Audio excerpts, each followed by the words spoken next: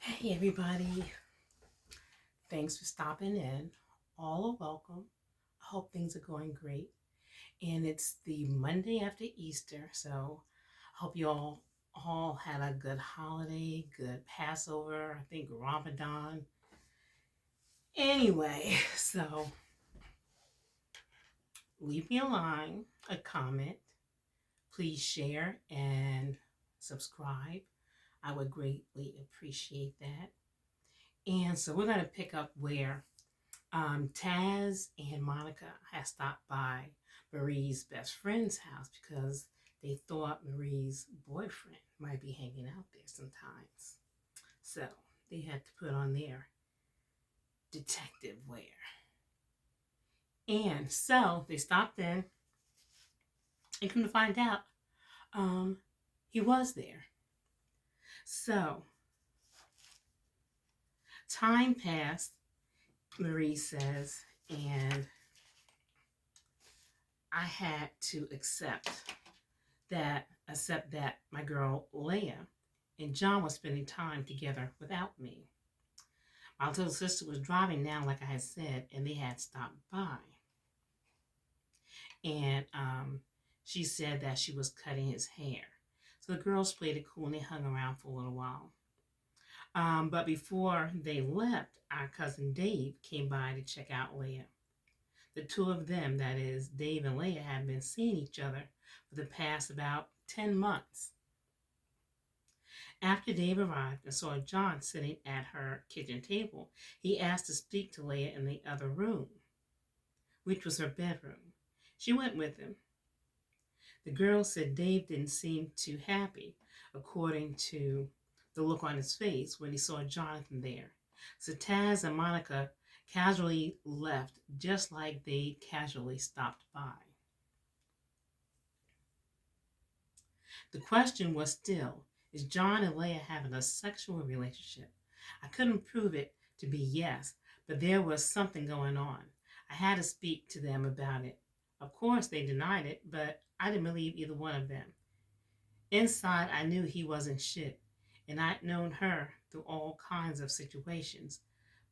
She could be wild, and truly knowing her, I knew for sure she was lying to me. I left both those skanks alone. John would still call me and come by every now and then, both of them still swearing nothing was going on between them. There's a line that your boyfriend or girlfriend just is not supposed to cross or allow the opposite sex to cross in a relationship. And ain't life something? As time passed, I kept some distance between the two people. I had really enjoyed, and one of them had been my partner in crime, my best friend since we were about 12 years old. Come to this realization, hurt and disappointed, it hurt me a bit.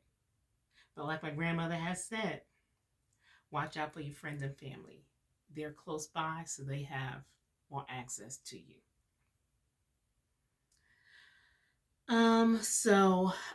I had just told John that wasn't much of a good idea with him stopping by.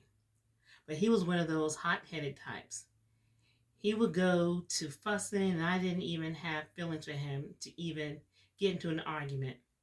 I figured he'd come around here a few more times. It left up to him before he gave up.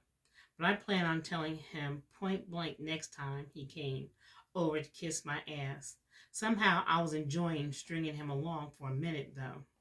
You know, making him be so sweet. He's bringing me things, even though the things the things were never anything of really any real value. Please, get real. That cheap ass bastard.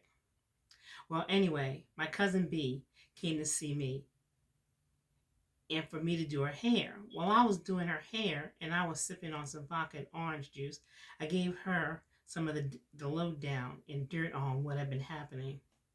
She always had something to say that made me laugh. I mean, a good, healthy laugh. Yet, what she said had truth to it all the time.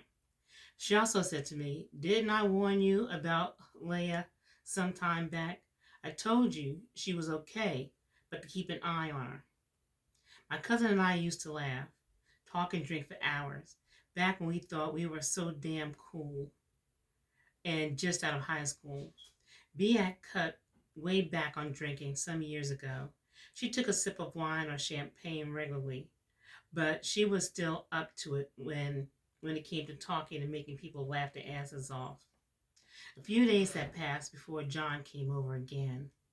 Just like I knew he would, I invited him into the kitchen where I was finishing up some cooking, and I had made some barbecue ribs, candy yams, green beans, and cornbread. He and I were sitting at the table eating and talking when he brought up that time when I was trying to seduce him. I was dressed in a sexy lingerie, cooking a rib dinner. John was eating and telling me how good the food was, shorty. He was sucking on a rib and licking sauce when he picked up something small.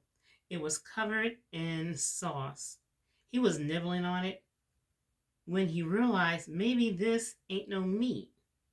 He said, "Hey, shorty, what's this?"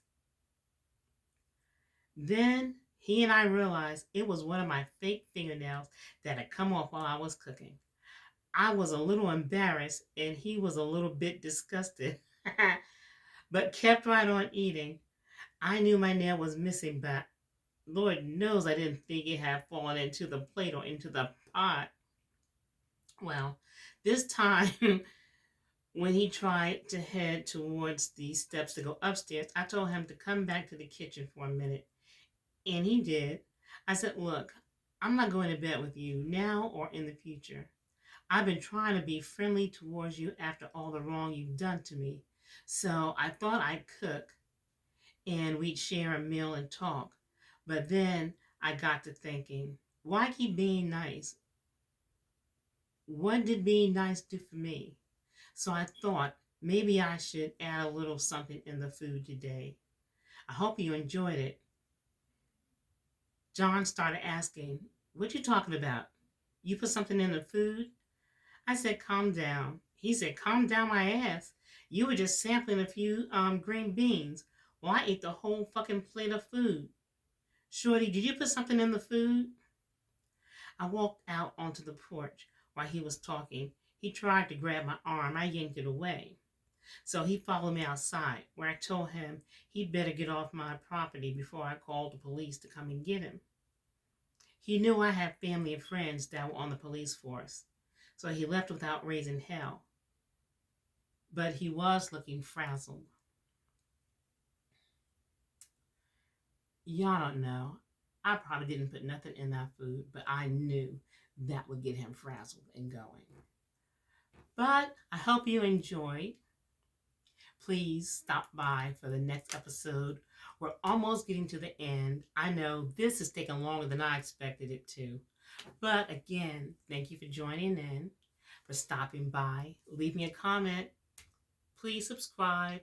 Please share. And I hope you have a great week. I know the weather here is getting warm, and I love warm weather. So you all stay safe and peace to you. Be kind to yourself, like yourself, and love yourself.